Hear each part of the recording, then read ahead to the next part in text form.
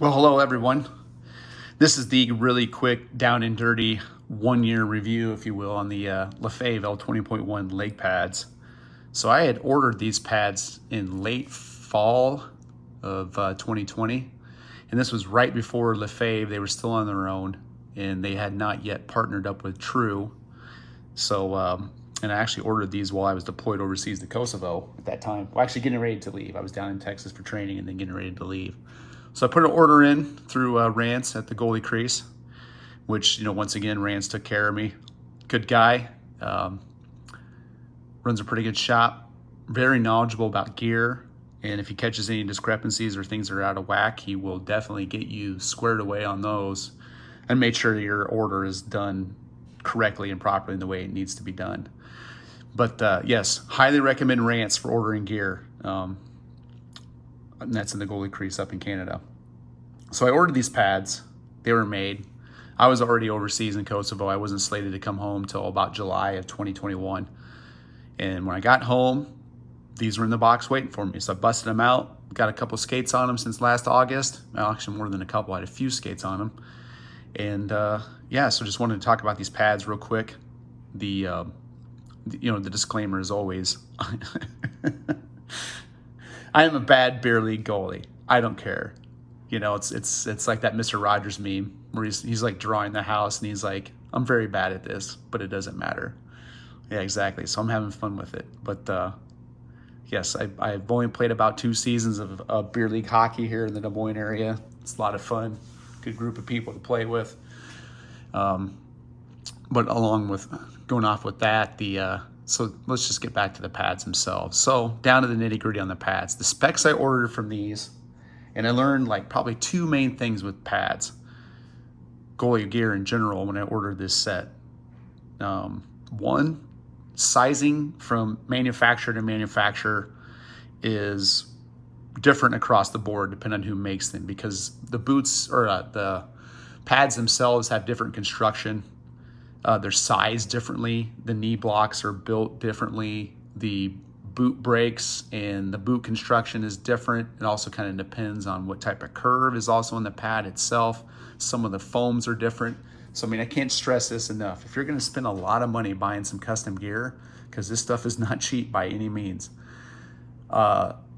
always go by the manufacturer's recommended sizing chart. Go down to your local hockey shop if you don't feel confident enough about measuring yourself, or follow their sizing chart to make sure you get your sizing right in the thigh rise. So just for reference, the Bowers that I have are a large, which for Bauer translates to about a 35+1. These Lefebvres, these are 32 plus 2.5, which for a lot of people, when I first got these pads and talking with other goalies and whatnot, like they just thought the sizing was weird. But if you put these things right up against a Bauer large, the knee blocks, the thigh rise, everything just lines up perfectly. So once again, cannot stress this enough. Measure yourself, measure your pads. If you actually have a chance to go down to your local hockey shop and try on a couple sets or talk to maybe one of their reps down there, do it before you sink the money on buying a pro level custom gear, because this stuff ain't cheap. I guess I won't go into exact specifics on the money, but yeah, the specs on these things: 32 plus 2.5, so size 32 pad and a 2.5 inch thigh rise added on top of that. And like I've already said, they sized up directly to Bauer large, which is a 35+1, at least by Bauer's chart. But yes, always measure before you buy pads. I can't say it enough. And then if your local hockey shop, if they have people down there that know what they're doing, they should be telling you the same thing. And if they're not, then get out of there. But so anyway, the Lefevre L20.1. So these pads came into being. This was after the split that they had with CCM, where Lefevre was on their own there for like most of 2020. And this was right before they started their partnership with True. These are hands down the best piece of hockey equipment that I've ever had my hands on. But caveat, of course, I've only really played 2 seasons of beer league, and I haven't really played on an organized team or played junior hockey or any type of organized hockey growing up. So I just kind of jumped into it, did a bunch of research on the pads, and then decided to pull the trigger on these. So these are unique in the fact that Lefevre has been making hockey gear since the mid 80s. Patrick Waugh was wearing their pads, winning Stanley Cups back in the 80s and early 90s. And at that time, too, they had partnerships with Coho, had partnerships with Reebok, and then Reebok got bought out by CCM, and they were with CCM for about a good 6-7 years, roughly, maybe 8. And now they were on their own for this inner period, and now they're making pads for True. So they are a small factory. So I can kind of see why, if you look at the history of their company, why it's like, they've been either had these partnerships or been owned by other bigger hockey companies. It's the fact that one thing they've always kind of struggled with is to make the gear at this high quality, because this stuff is completely handcrafted. There's people sitting down on a bench running it through the sewing machine, where they have a big long needle with thread, and you can tell the boot break stitching right here. Yeah, that's all been done through hand, like that white stitching at the bottom of the boot break right above the toe attachment. All that stitch and everything's been done by hand. They cut the leather, it's all sewn together, it's everything. So, the pros. This is the best, highest quality equipment, hockey-wise, I've ever used. And honestly, going across all sports, I mean, it's better than most baseball and softball gloves I've had my hands in. This stuff is legit. It will last a long time. I know Bauer gets knocked for the last couple years with some of their the durability and some of their equipment, but they've gotten better with that as far as how they source and use their materials and put that together and heat mold that. But that's a whole entire thing in its own. But if you will, whereas I kind of like to compare these two pads because it's kind of two different thought process when it comes to looking at gear. So they use cut and sew method here at Lefevre, and they just make incremental improvements, it seems, about every year, constantly fine-tuning it, constantly doing this. And you still come up with a product that performs well. I mean, most of the guys in the NHL, I think it's at least over 50, almost 60% of NHL goalies right now are wearing some sort of Lefevre built product when it comes to their pads, in glove and blocker. So this stuff is tremendous. The quality is top notch. You can't beat it. I will caveat that though by saying I've only had Brian's in Vaughan, or two that I have not used on the ice. I've only handled in the local hockey shop. But the quality of that gear too is also very good. But I've just not used it on ice. So there's that one little caveat when it comes to this. Okay, so back to the specs. I did the soft boot brake that was available for the L20.1, which is a little bit, it's not like a floppy boot brake like on a Warrior G4 or some point, or maybe some other pads that are coming out now, or like the CCM Axis I felt was really soft. And no internal brake, no external brake, because I think I've found over trying gear that I'm kind of I'm more of a stiff pad guy, which I'll talk a little bit later and how it kind of plays in this pad. I did get the elastic knee block strap, and I'll talk a little bit about that later. And then I also did the behind the heel boot strap, the Lundy loop as it's come to known. And then on the toe bridge, I've attached my own set of pro laces that I ordered from them. And we could sit there and talk about pro laces, but if you're looking for a toe attachment for your goalie gear, pro laces to me are awesome. Love it. Got a lot of flex, and they bring the pad back to the center of your leg when you're transitioning in and out of your butterfly or RVH. But anyway, back to the pad. So graphics, I'm a dark pad guy. I like black. I mean, you get puck marks on white pads. White pads start yellowing. They start turning different colors. The post rubs off on them. They get red marks from the net. Other things, they start looking dingy and dirty and cheap. But with the black, hides the puck marks pretty well. And also, I just like black.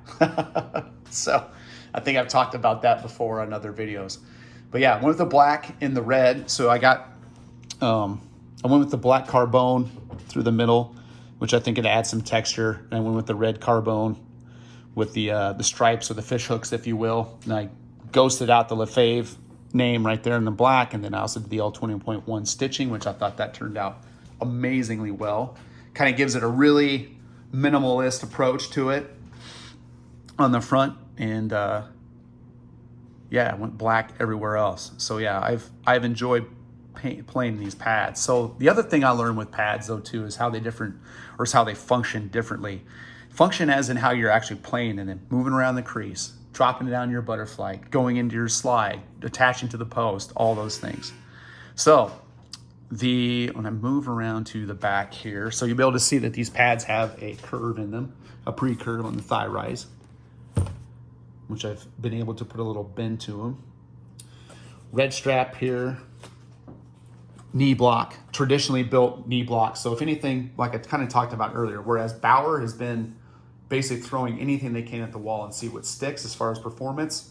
Like if you're a big engineering type fan or like into aviation or whatnot, it's almost like Bauer's kind of went like skunk works lately with their goalie pads, which is very interesting to see what they're able to come up with on a yearly basis. Like they're just trying stuff. They're removing all the stops and trying stuff. Whereas Lefevre over the years, pretty well traditionally built pad, incremental improvements in their approach, but you still get top-notch professional level performance out of these, and it's outstanding. So there you can see the side, pre-curve there, knee block, strap, which I'll get to later in this. So also another thing that was on this as well. And there's the boot with the boot brake, and then my pro laces that I use. Like I said, big fan of these. Yeah, but overall, the biggest pro in these things is just the construction. It's amazing. There's so much thought and care put into this stuff. It's almost like, if anything, like as far as the construction and the level, it's almost like buying a Ferrari. So, open up the cradle here. Well, actually, you know what? Let's talk about the sliding edge first. So, the only sliding edge, because all these companies have these, they have like their speed skin, fast slide, opti slide, whatever that they're using nowadays. Lefevre kind of had, I think that what they called it, their, and correct me if I'm wrong. It's probably another reason why I'm putting these videos out, just for people to comment on and have fun with it. But they had like some sort of fast slide type thing that they kind of evolved from their time with CCM. But it was white, so that just was not going to work with me. And the more I started reading in the gear before I ordered it, that if you got the carbone or like their weave right here, that slides just as well. Now, does it slide as well like as a Bauer pad does? No. But it will slide enough to keep you like competitive. Like you won't notice like these things acting like boat anchors or getting stuck on the ice, or pretty much in any ice conditions. I didn't really notice anything that was too like they didn't perform, I guess is the best way to put it. So they've clipped this here on the thigh. This is up here, so you get a lot of mobility with your pad. This pad is built, the purpose of this pad, or the design of this pad, the intention of it is that it sits on the top of your skate. So so my other pads, and I know a lot of people don't like bootstraps. They kind of fall into the wayside in some parts, depending on your preferences. But I think you're gonna want the bootstrap if you order these type of pads, because this break right here, your skate laces should be like, the skate should be like right underneath that. Like these things need to be sitting up. Like this part needs to be like at the top of your skate for these things to function properly and get the ultimate mobility that you need with your feet and dropping down in your slide and everything else.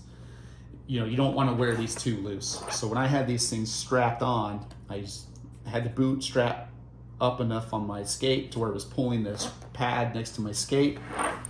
And then another innovation that Lefevre has done, over at the cradle here, their fast rotation system. So it kind of looks like, and I'll pull this closer to get a better look.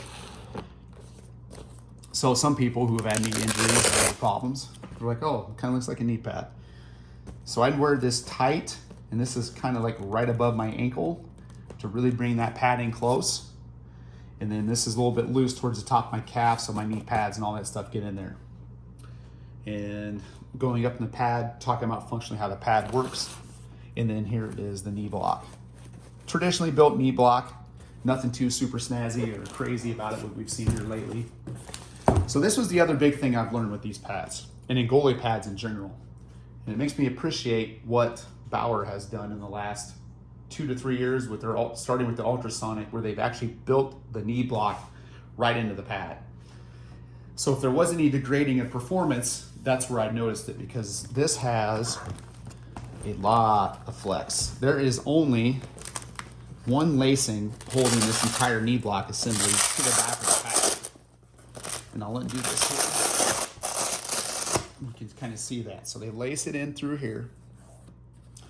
And you have the two Velcro flaps that come down. And that's how your knee block's assembled. It's that traditional 3-piece knee block that you're gonna see on Bryan pads, Vaughn, CCM to some extent. No longer on Bauer, they're not doing that anymore. And I like Bauer's shift, I'll talk about that in a different video. But one thing I noticed, and this was also noticed by some other users too, so when these things hit the ice, and if you had the elastic strap, look how much knee block that flexes. So a lot of people were talking about how these pads would lean forward. And another option too was like when that pad leaning forward because your weight's in the knee block, then this boot brake would come up and there's a chance for a puck to squeak through. Or if you're in your RVH, you know, a good shooter or something in a scrub, if you're leaning forward, try to get a puck, you're leaning forward, that gap opens up, maybe a puck sneaks through there. So that was a couple of things. One thing I noticed with this type of pad, with this, dropping down, trying to slide. And this is why this is important. And what Bauer has done in the last couple of years is truly like probably the biggest innovation with goalie equipment in the longest time.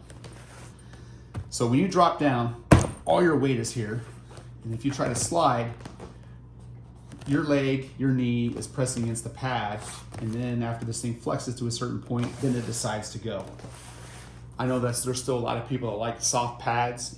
If it works for you, it works for you, right? I mean, at the end of the day, you can have all this fancy gear you have, but if you're not stopping the puck, then you should probably not be playing goal. So however that works for you, figure that out.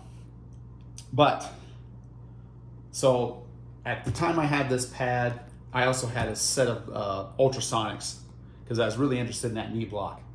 And that knee block is stiff and built right into the face of the pad. So on the Bauers, there is no flex here. No flex whatsoever.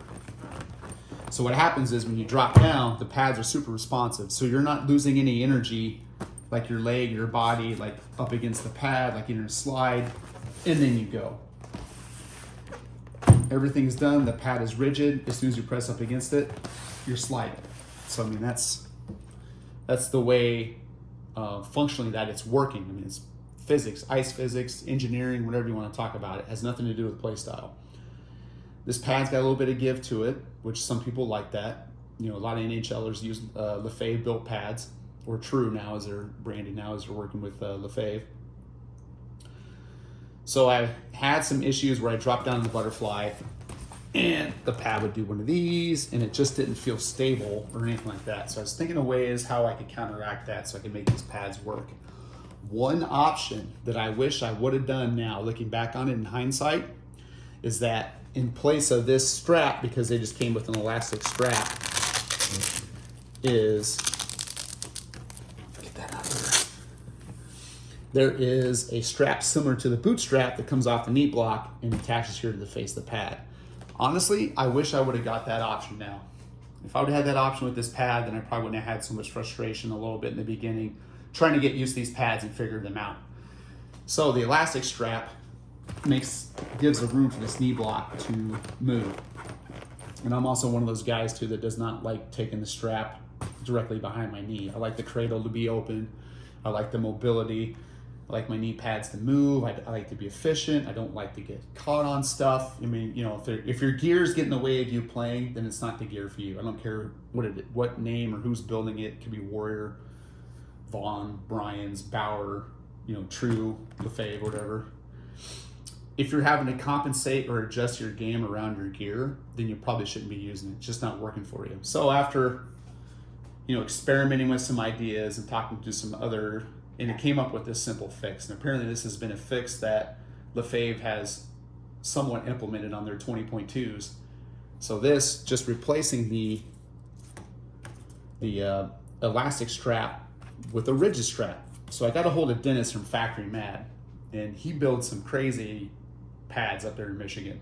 And he's a super neat guy to talk to. I mean, he even gave me his personal phone number to ask some questions about some stuff. And, you know, he was asking me a bunch of questions on specs and how do I like my pads built, and on and on and on. And we were talking about how I could solve maybe this knee block issue and make these things more stable. And it was something so simple as 2 rigid nylon straps, basically made out of the same material as this leg cradle strap. However you want to adjust that in your pad.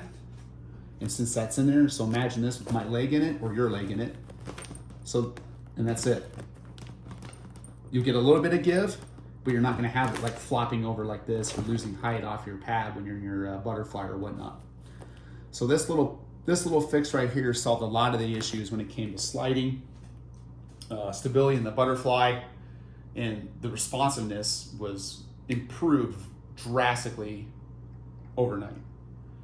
So apparently, like this, so-called fixed endpoint, I believe the hockey shop guys talked about it on the 20.2s. They referenced it as a Francois Allard thing, who, for some of your goalie nuts, that was Patrick Roy's goalie coach in Montreal, implemented like this little, fixed endpoint strap, if you will, which holds all that together.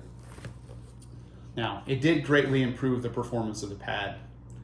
I did order 20.2s, and they're on their way. And I actually did go with the built-in strap across the knee cradle that's similar in function to this boot strap down here. So I'm pretty excited about getting those. And then also, Lefevre also reinforced the knee block here to make that a lot more stable.